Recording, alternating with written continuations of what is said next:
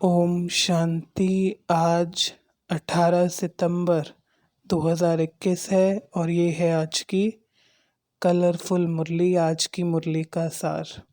आज की साकार मुरली में बाबा ये बात कह रहे हैं कि तुम कल्याणकारी बाबा के बच्चे हो तो तुम्हें भी औरों के कल्याण की भावना होनी चाहिए। बाबा ने कहा जहाँ तुम रहते हो, जिस परिवार में, अपने हमजिन्स को, आसपास जिनसे मिलते हो, संबंधियों को, सबको कुछ ना कुछ ज्ञान सुनाना चाहिए। भ्रमरी की तरह बाबा ने कहा भूं भूं करनी चाहिए ताकि सभी कुछ ना कुछ बाबा का ज्ञान सुने। तो बाबा ने कहा कि ऐसा ज़रूर करना है, उनका भी कल्याण होना चाहिए। ऐसा बाबा इसलिए विशेष कहते हैं क्योंकि जितना हक मुझ आत्मा का है परमात्मा का ज्ञान लेने के लिए, उतना ही उन सभी आत्माओं का है, बराबर का हक, क्योंकि सभी आत्माएं शिव पिता की संतान हैं। तो हमारी ये रिस्पॉन्सिबिलिटी है, कुछ ना कुछ ज्ञान ज़रूर सुनाना चाहिए।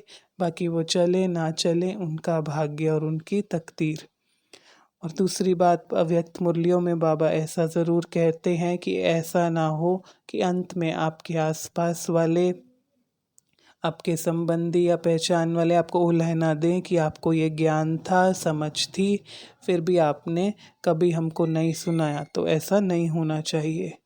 दूसरी बात बाबा कह रहे हैं कि अब यहाँ पर कुछ भी ऐसी बंदिश नहीं। बाबा कहते बहुत सहज है, चलते फिरते, उठते बैठते, खाना खाते बनाते, घूमते फिरते एक बाबा को याद करना है, क्योंकि बाबा ने कहा उसी से ही विकर्म विनाश होंगे और सतो प्रधान बनेंगे।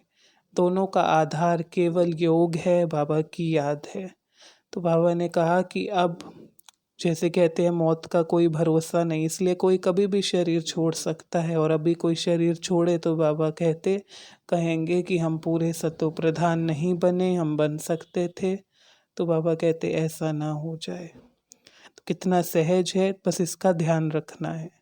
देखते हैं आज की मुरली से। आज की मुरली में टॉप लेफ्ट में बाबा कहते चैरिटी बिगिंस एट होम। परिवार को, हम जिनको ज्ञान सुनाना है, उनका भी कल्याण करना है।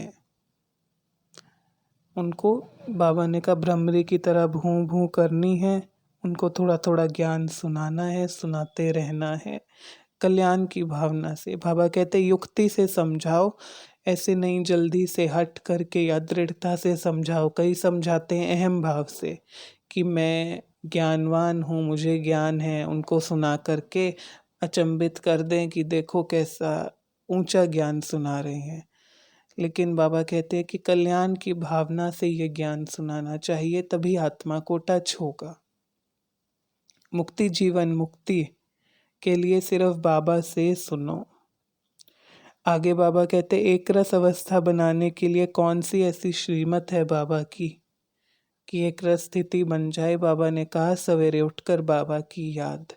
अमृत वेले को बाबा बहुत इम्पोर्टेंस देते हैं और हम सब आत्माओं को ये अनुभव है कि अमृत वेले जो हम याद में बैठे हैं उसका अनुभव, और पूरे दिन में अगर किसी समय याद में बैठे हैं उसका अनुभव, दोनों में कितना अंतर है।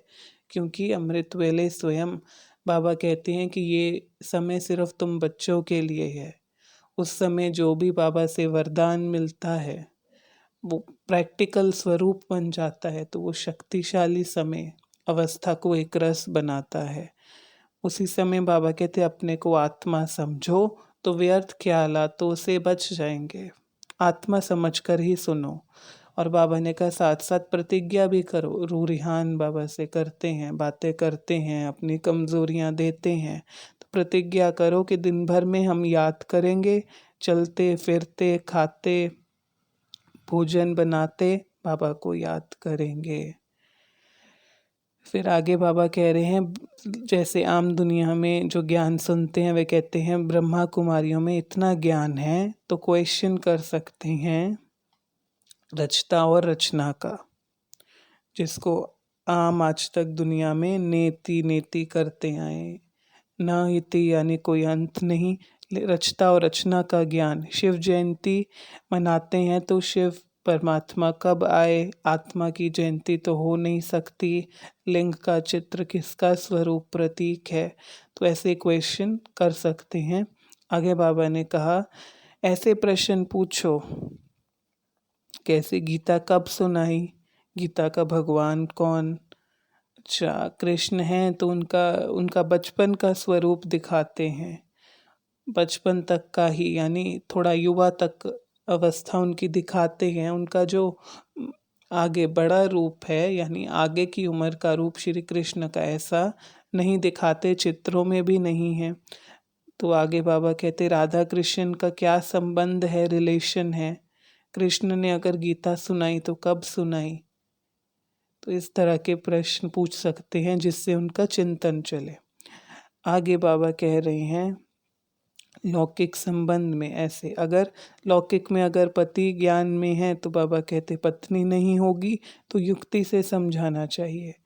बाबा की ज्ञान जैसे भ्रमरी भूं भूं करती है इस तरह से एक दूसरे को समझाना चाहिए।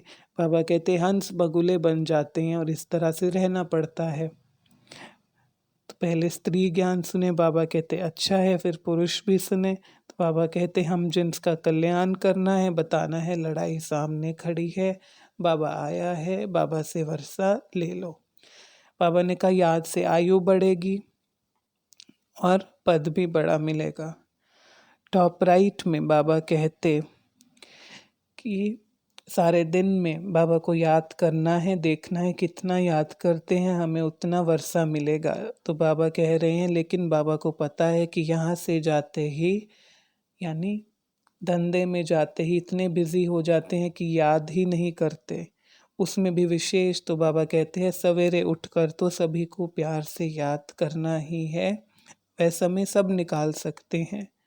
आगे बाबा कहते हैं कि अपने आप से बातें करनी है, बाबा से भी प्रतिज्ञाएं करनी है और याद से विक्रम विनाश होंगे। प्रतिज्ञा करनी हम वर्षा लेंगे, हम आपको याद करेंगे। इस तरह से रू रिहान करते समय अगर बाबा से प्रतिज्ञा करें तो काफ़ी हद तक उसका स्वरूप बनते हैं जितनी दृढ़ता हो। बाबा से बातें करते हैं कितने बाबा आप मीठे हो, हमें वर्षा देते हो, मंथन करना चाहिए।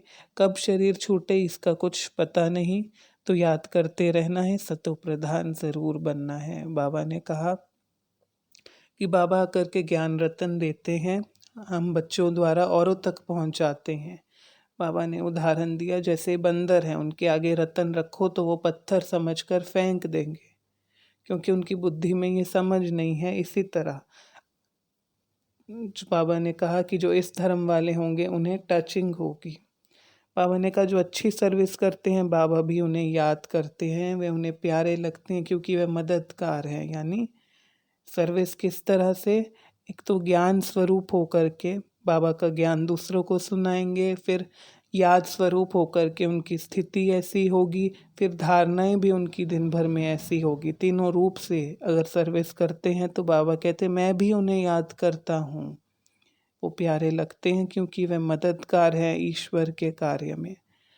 धारणा के लिए था कि बाबा से मुक्ति जीवन मुक्ति लेनी है तो उन्हीं से ही सुनना है, धारण करना है, सभी का कल्याण करना है, व्यर्थ ख्यालातों में नहीं जाना है, उन्हें ख़त्म करना है। या सुबह उठकर याद की यात्रा करनी है, फिर मंथन करना है। अमृत वेले के बाद चिंतन का समय ज़रूर निकालना चाहिए। वरदान था तीनों कालों को सामने रख हर कार्य में सफल होने वाले सदा विजयी भव। बाबा ने कहा हम दुनिया में भी तीनों कालों को देखते हैं कि इसका रिजल्ट क्या होगा, पीछे क्या था। इसी तरह आप त्रिकालदर्शी हो, ज्ञान स्वरूप हो, सफलता जन्म सिद्ध अधिकार है, तो अपने उस स्वरूप से हर कार्य को पहले देखो और फिर करो और सदा विजयी भव का वरदान दिया। स्लोगन हद के किनारों को छोड़ एक बाप को सहारा बना लो तो पार हो जाएंगे।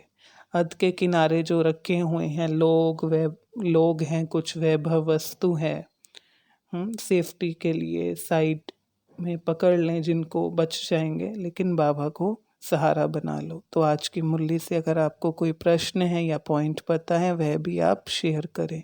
ओम शांति।